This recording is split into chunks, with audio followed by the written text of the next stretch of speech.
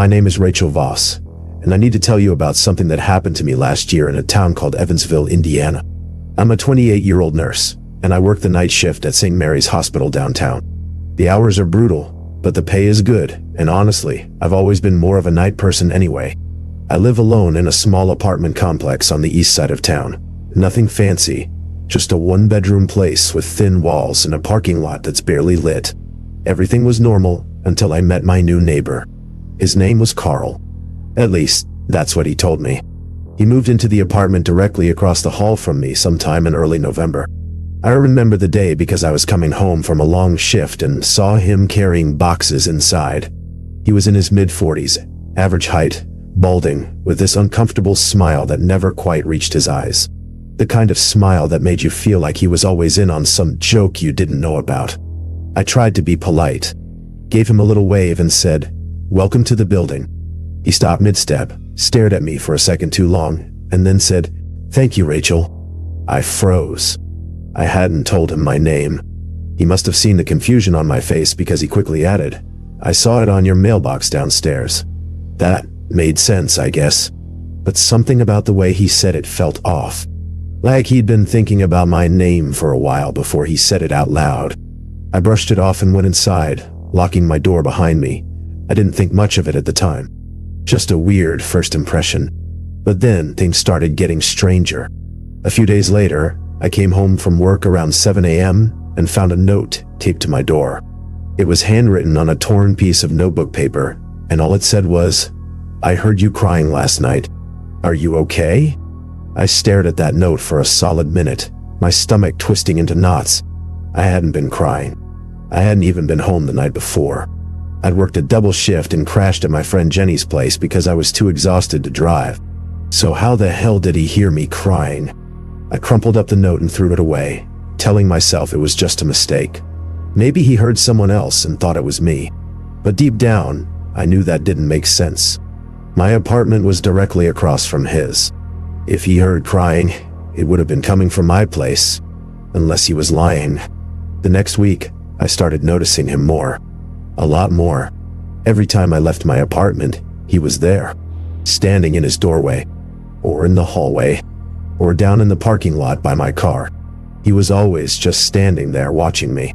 And every time I saw him, he'd smile that same creepy smile and say something like, "Good morning, Rachel," or "Have a good day at work, Rachel." How did he know when I was leaving for work? How did he always know when I'd be in the hallway? I started changing my routine. I'd leave at different times, take different routes to my car, even started using the back stairwell instead of the elevator. But it didn't matter. He was always there. One night, I came home around 3 a.m. after a particularly rough shift. I was exhausted, barely keeping my eyes open as I climbed the stairs to my floor. When I got to my door, I froze. Carl was sitting on the floor in the hallway, right outside my apartment. His back was against the wall, his knees pulled up to his chest, and he was staring at my door like he was waiting for something. I stopped a few feet away from him and asked, "What are you doing?" He looked up at me slowly, and that smile crept across his face again. "I was worried about you. You were gone a long time." My blood ran cold. "You've been sitting here all night?" He nodded. "I wanted to make sure you got home safe." I didn't know what to say. I didn't know what to do. I just stood there, staring at him, feeling my heart pounding in my chest. Finally, I managed to say, "I'm fine. You need to leave." He didn't move, just kept staring at me with that smile. I raised my voice. I said, "Leave. Now." Slowly, he stood up. But instead of walking away, he took a step closer to me. Close enough that I could smell him. Stale cigarettes and sweat. He leaned in and whispered, "You don't have to be afraid of me, Rachel. I'm here to protect you." I shoved past him, unlocked my door as fast as I could, and slammed it shut behind me. I locked every lock, slid the chain across, and stood there with my back against the door, shaking. I heard him outside, just standing there, breathing, and then, after what felt like forever, I heard his door open and close. I called the police the next morning, told them everything. They said they'd send someone out to talk to him, but unless he threatened me or broke the law, there wasn't much they could do. They told me to keep a record of everything and to call them if things escalated. A few nights later, I woke up around 2 a.m. to the sound of someone knocking on my door. Not pounding, just soft, rhythmic knocking. I didn't get up. I just laid there in bed, frozen, listening. The knocking continued for 5 minutes. Then 10. Then it stopped. I grabbed my phone and checked the peephole. Nobody was there. I went back to bed, but I couldn't sleep.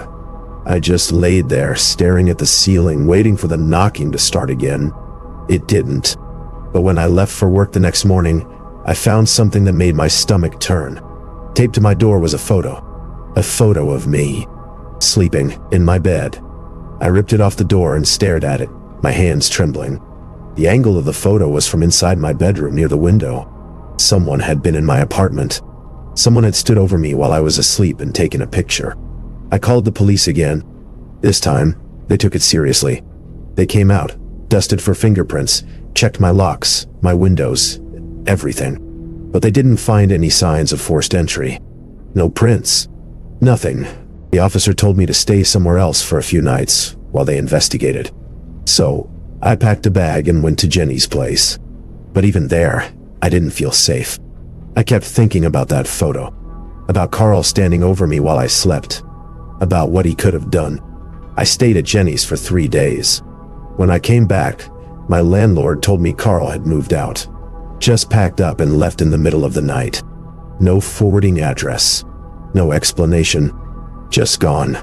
I should have felt relieved, but I didn't, because 2 days later, I found another note taped to my door. It said, "I'll always be watching you, Rachel. You can't hide from me." I moved out the next week, broke my lease, packed everything I owned, and left Evansville. I'm in a different city now, in a different state, working at a different hospital. I don't use my real name anymore. I don't have social media. I don't tell anyone where I live. But sometimes, late at night, when I'm lying in bed, I swear I can hear it. That soft, rhythmic knocking.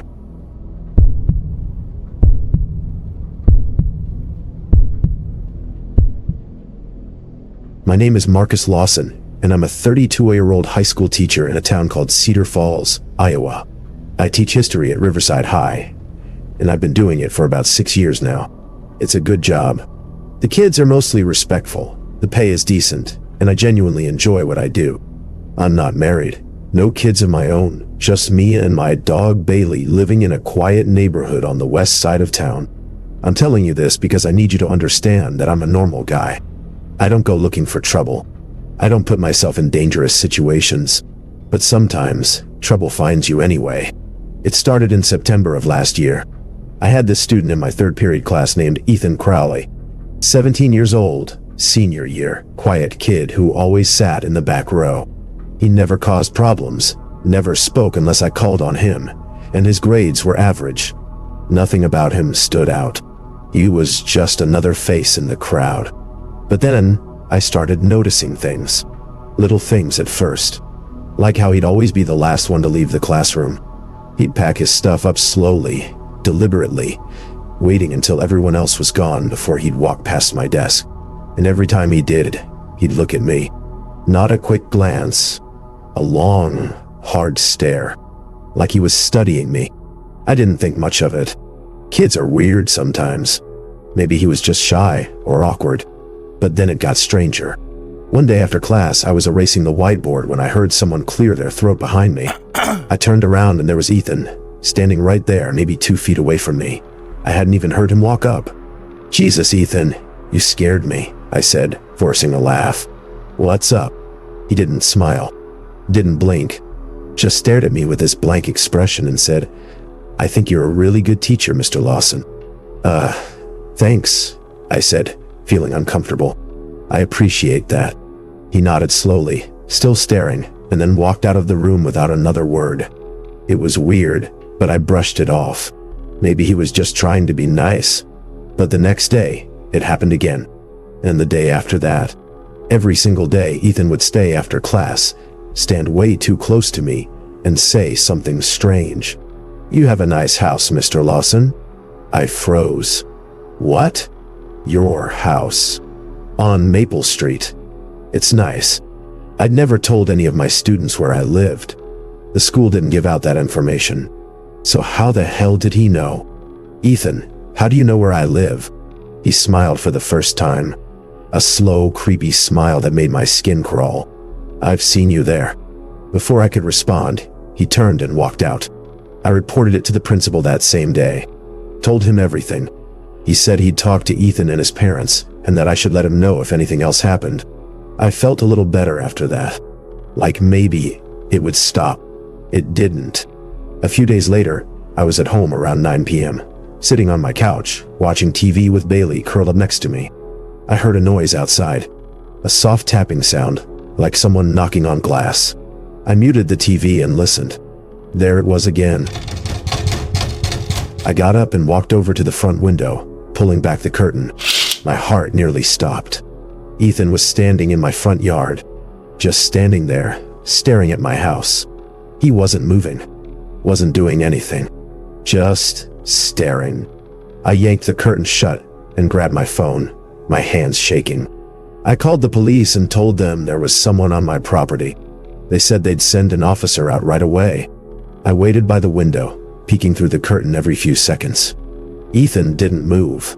He just stood there, hands in his pockets, staring at my house like he was waiting for something.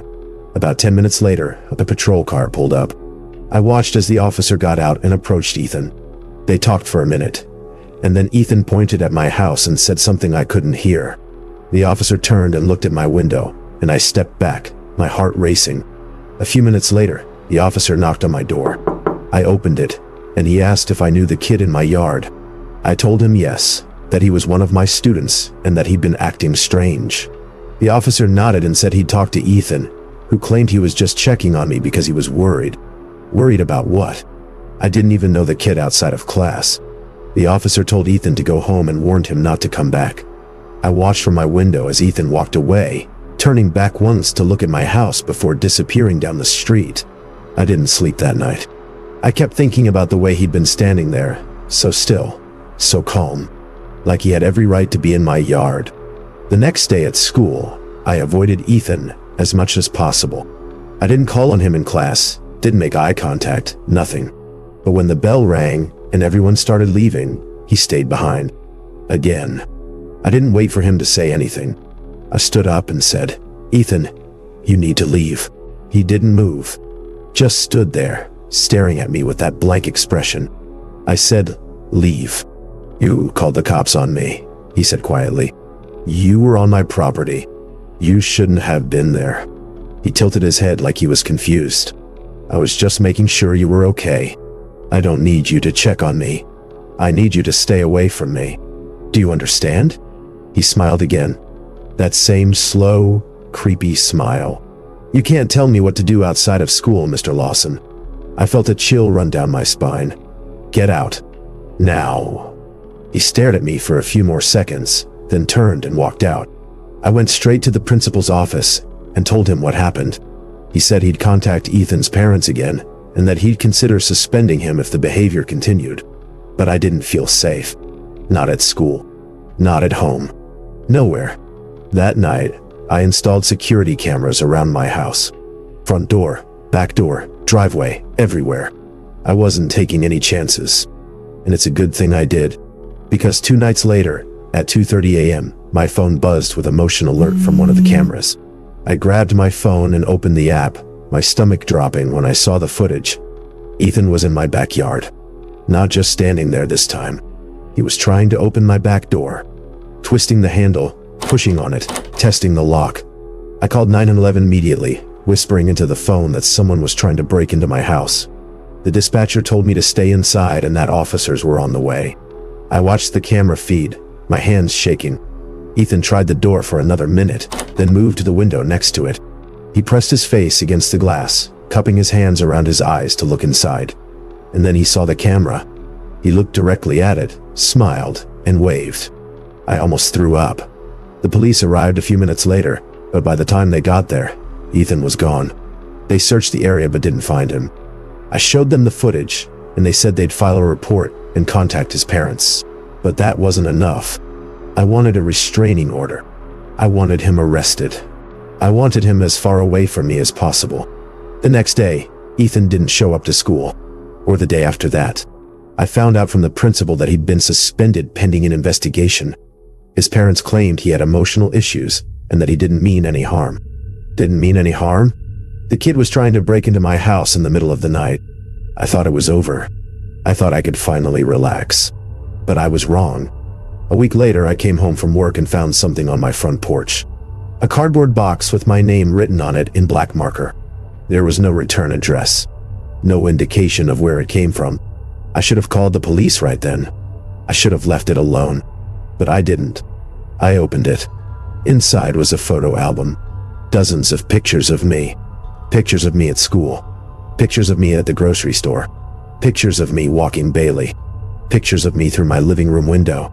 And on the last page there was a note written in the same black marker. "You can't hide from me, Mr. Lawson. I'll always be watching." I dropped the box and ran inside, locking every door, closing every curtain.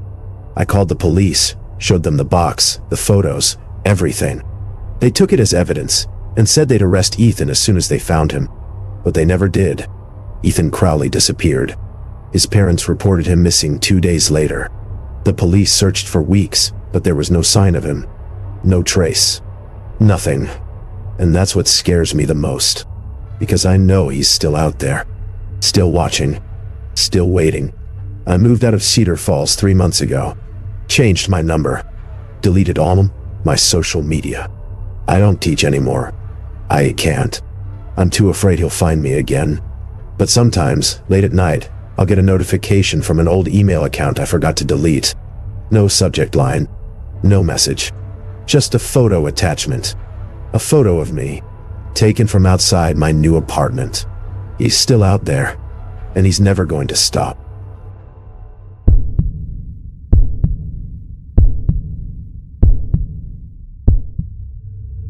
My name is Jenna Calloway, and I'm a 26-year-old waitress living in a city called Bakersfield, California. I work at a diner called Rosie's on the corner of Chester Avenue and 24th Street. It's one of those old-school places that's open 24 hours, serves greasy food, and attracts all kinds of people at all hours of the night. Truckers, drunks, insomniacs, you name it. I've been working there for about 3 years, and I've seen some weird stuff. But nothing, and I mean nothing, prepared me for what happened last summer. It was late July, around 1 a.m. on a Tuesday night. The diner was almost empty except for a couple of regulars sitting at the counter. I was wiping down tables when the front door opened and this guy walked in. He looked normal enough at first. Mid-30s, wearing jeans and a plain black shirt, short brown hair, clean shaven. He sat down in a booth near the back and just stared at the menu. I walked over with my notepad and smiled. "Hi, welcome to Rosie's. What can I get you?" He didn't look up, just kept staring at the menu like he was reading a novel. I stood there for a few seconds, waiting, and then cleared my throat. "Sir, are you ready to order?" He finally looked up at me, and I swear to God, the way he looked at me made my stomach turn. His eyes were wide, too wide, and he had this smile that didn't match his face. Like someone had told him to smile but forgot to tell him how. "I'll have whatever you recommend," he said slowly.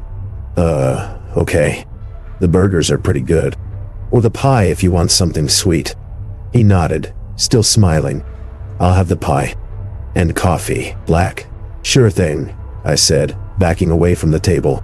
Something about him felt off, but I couldn't put my finger on it. I brought him his order a few minutes later and set it down in front of him. He didn't touch it, just kept staring at me. "Is there anything else you need?" I asked. "What's your name?" he asked. I hesitated.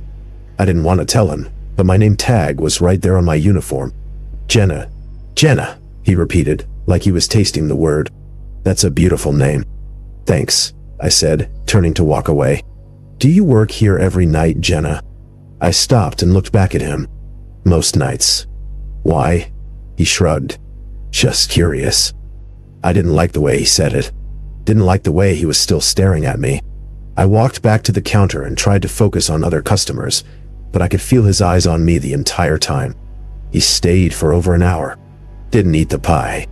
Didn't drink the coffee. Just sat there watching me. When he finally got up to leave, he walked over to the counter and placed a $20 bill down. even though his order was only $6. "Keep the change, Jenna," he said, still smiling. And then he left. I thought that was the end of it. Just some weirdo who came in late at night and creeped me out. But I was wrong. He came back the next night. Same time, same booth, same order. And again, he didn't eat or drink anything. Just sat there staring at me. This went on for a week. Every single night, he'd show up at 1 a.m., order pie and coffee, and just watch me. I told my manager about it, and he said as long as the guy wasn't causing trouble, there wasn't much he could do. But I was starting to get scared. On the 8th night, he didn't sit in the booth. He sat at the counter, right in front of where I was working. I tried to avoid him, but he called me over. "Jenna, can I ask you something?" I didn't want to talk to him, but I didn't want to be rude either. "What? Do you live alone?" My blood went cold. "That's none of your business." He smiled. "I was just wondering.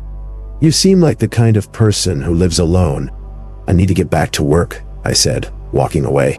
My hands were shaking. He stayed for another hour, and when he left, he didn't leave a tip this time. He just walked out without saying a word.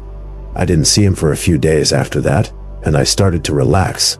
Maybe he'd gotten bored and moved on. But then, on a Saturday night, he came back. And this time, he wasn't alone. He walked in with a woman. She looked about my age, blonde hair, wearing a sundress. They sat down in the same booth he always sat in, and I had to take their order. I walked over, trying to stay calm. "What can I get you to?" I asked, not making eye contact with him. The woman ordered a salad. He ordered nothing. "You're not eating?" I asked. He shook his head. "I'm just here to keep her company." I nodded and walked away. But as I was putting in their order, I noticed something. The woman wasn't talking. She wasn't smiling. She was just sitting there, staring at the table with this blank expression on her face. I brought the salad over a few minutes later and set it down in front of her. She didn't move, didn't even look at it. "Is everything okay?" I asked. The man smiled. "She's fine. Just tired." I looked at the woman again, and that's when I noticed her hands. They were shaking, and there were bruises on her wrists. I felt sick. I didn't know what to do. I walked back to the counter and pulled my manager aside, telling him I thought something was wrong. He looked over at the booth, frowned, and said he'd keep an eye on them. They stayed for about 30 minutes. The woman never touched her food, never said a word. And when they got up to leave, the man grabbed her arm and pulled her toward the door. She stumbled, like she was having trouble walking, and I saw her look back at me, just for a second. And in that second, I saw pure terror in her eyes. I should have done something. I should have called the police, but I froze, and they walked out. I couldn't sleep that night. I kept thinking about that woman, about the bruises, about the way he'd looked at me. I went to the police the next morning and told them everything. They took a report, but they said without more information, there wasn't much they could do. 2 days later, I saw him again, but this time, he wasn't at the diner. He was outside my apartment building. I was coming home from work around 2 a.m., and as I was walking up to the front door, I saw him standing across the street, just standing there, watching me. I ran inside and locked the door, my heart pounding. I looked out the window, and he was still there, still watching. I called the police, and they came out and talked to him. He told them he was just taking a walk, and that it was a free country. They couldn't arrest him for standing on a public street, so they just told him to leave. But he didn't leave.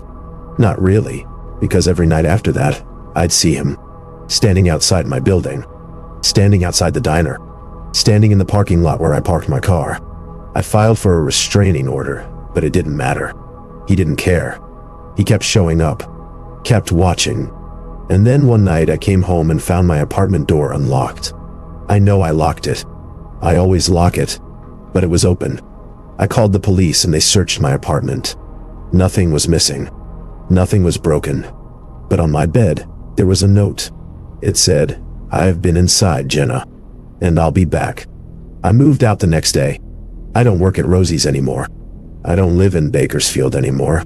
I'm in a different city now, using a different name. But sometimes, late at night, I'll look out my window, and I swear I see him, standing there,